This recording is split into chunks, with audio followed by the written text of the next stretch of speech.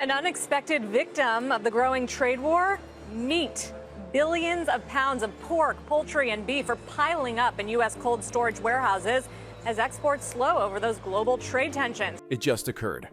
Tyson Foods, one of the leading meat manufacturers in the United States, has shut down significant portions of its domestic operations. Thousands of jobs are gone. Small communities throughout America were decimated overnight. What about Donald Trump? He is apparently plummeting behind closed doors. Staff claim he slams tables, shouts blame, and calls the shutdowns a betrayal.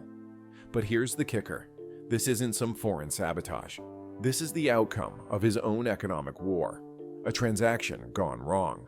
And suddenly, everything is unraveling. The Tyson closure was more than simply a business restructure.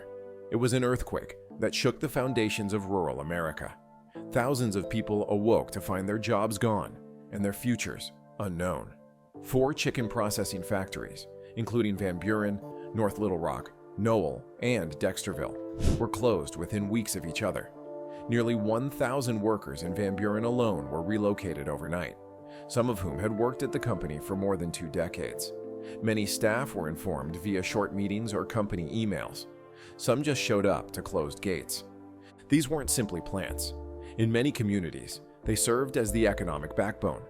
When Tyson leaves, not only do the employees suffer, so do the eateries that gave them lunch, the grocery stores they frequented, the schools their taxes funded, and the landlords who collected their rent.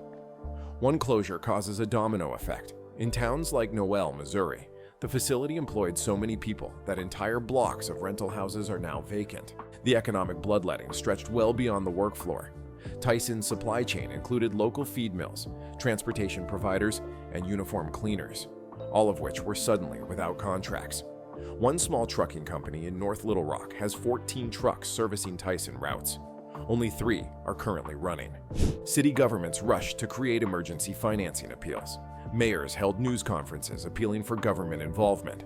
However, Tyson's headquarters in Springdale, Arkansas, sent a clear message that these reductions were part of a bigger strategic realignment.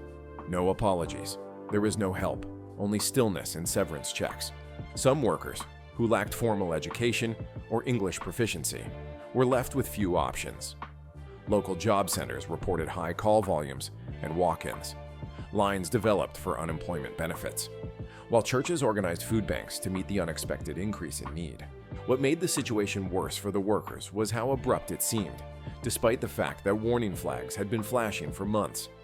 Tyson's quarterly reports showed diminishing profitability and rising cold storage expenses. However, people on the ground were hopeful that it would blow over. Instead, it exploded. The layoffs didn't just eliminate employment. They destroyed stability, dignity, and many people's belief in a safe future. So what pushed Tyson over the brink? It was more than simply poor business judgments. It was a perfect storm.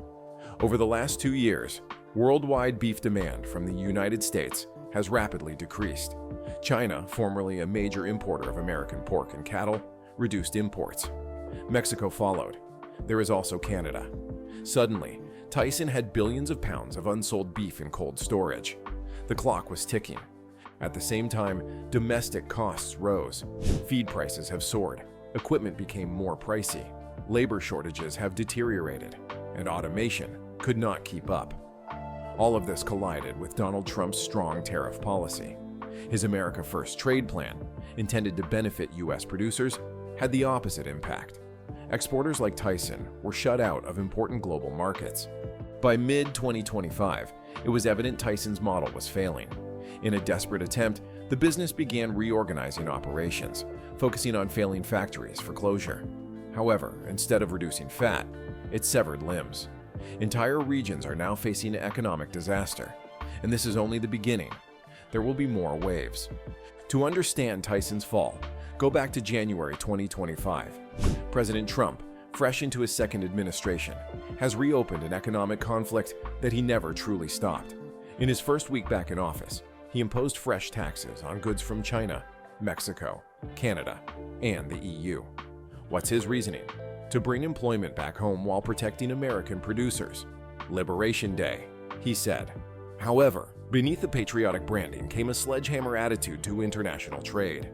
Trump implemented severe policies, including 25% tariffs on cattle, poultry, soybeans, cereals, and even farm and slaughterhouse equipment. Foreign countries did more than merely watch. They responded harshly. China put a 125% tax on U.S. beef, immediately pricing American products out of their markets. Mexico and Canada followed suit, imposing their own levies. The retaliation was quick, orchestrated, and savage. U.S. exports have fallen. Tyson, which relies significantly on international sales, was among the first to hemorrhage. Contracts evaporated. Shipments were canceled. Domestic storage facilities became overstocked with meat that no one wanted to buy. Tyson's leadership quickly recognized they were producing more than the country could consume, and the international doors were locked shut. Trump promised a boom. He gave a roadblock. The meat sector was not the only one that suffered, but it was among the first to shatter. Within weeks of Trump's new tariffs, America's closest trading allies responded with precision. China, which has traditionally been one of the top purchasers of American pork and beef, has placed a complete freeze on major meat imports. A retaliatory tax of 125% rendered U.S. beef expensive overnight. One Beijing restaurant owner stated, "We can't even put it on the menu anymore." It was not personal, it was war. Mexico imposed tariffs on corn, wheat, and processed meats, cutting off another key market for U.S. agricultural products.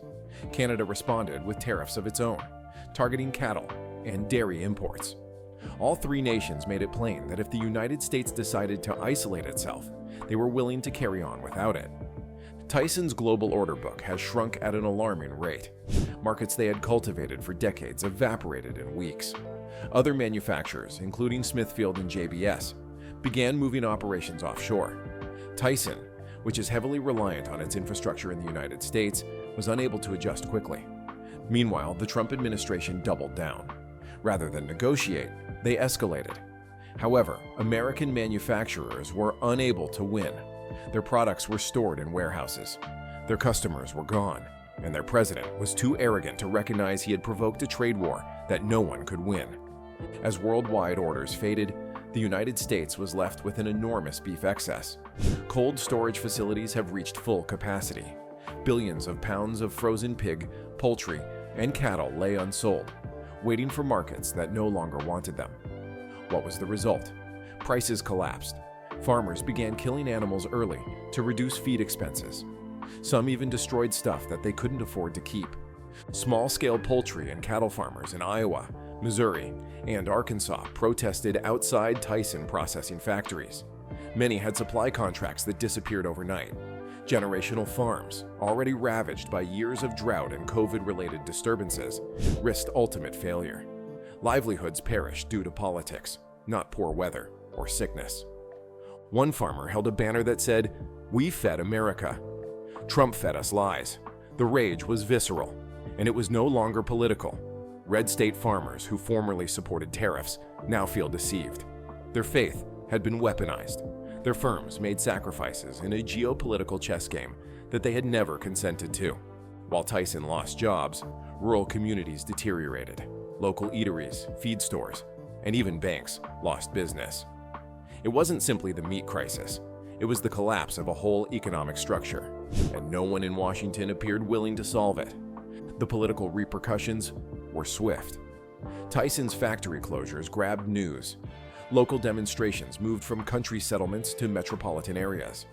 Videos of laid-off workers from Van Buren and North Little Rock went viral. Meanwhile, Trump's support ratings plummeted in crucial agricultural states such as Iowa and Missouri, which had propelled him back into office only months before. Even conservative media sites began to doubt the prudence of the trade war. Headlines that previously celebrated economic patriotism were now warning of a recession in rural America. Inside the White House, advisors worked to change the narrative, blaming global inflation, corporate greed, and even environmental laws. But the harm had been done. Congressional leaders on both sides of the aisle requested emergency hearings. However, farmers did not wait for Washington. They organized, marched, and demanded responsibility. For the first time in years, Trump's rural base was simmering rather than rejoicing. Behind closed doors, Trump was allegedly furious. According to sources in the West Wing, he raged at advisors, swore throughout economic briefings, and wanted to know who set this up. He publicly accused Tyson's management of poor business planning. Privately, he accused foreign governments of sabotage. He further suggested that plant closures were a deep state plot to disgrace him. He didn't accept responsibility, not for the tariffs, not for retaliatory actions, not for the thousands of jobs destroyed under his leadership. Instead, the guy who vowed to revitalize American industry was instead seeing its demise. As Tyson's closures spread across the economy, the question remains, what happens next? More factories may close down, more towns may go dark, and the man who promised prosperity via isolation is watching as the walls draw in. The beef dilemma is no longer just a corporate issue. It's a political inferno. Farmers are organizing, workers are protesting, and global marketplaces are evolving. This is not the future that anybody was promised. It's the price of an unpopular trade war. And unless something changes soon, America may find itself reaping the painful consequences of a policy that shattered the same hands that fed it.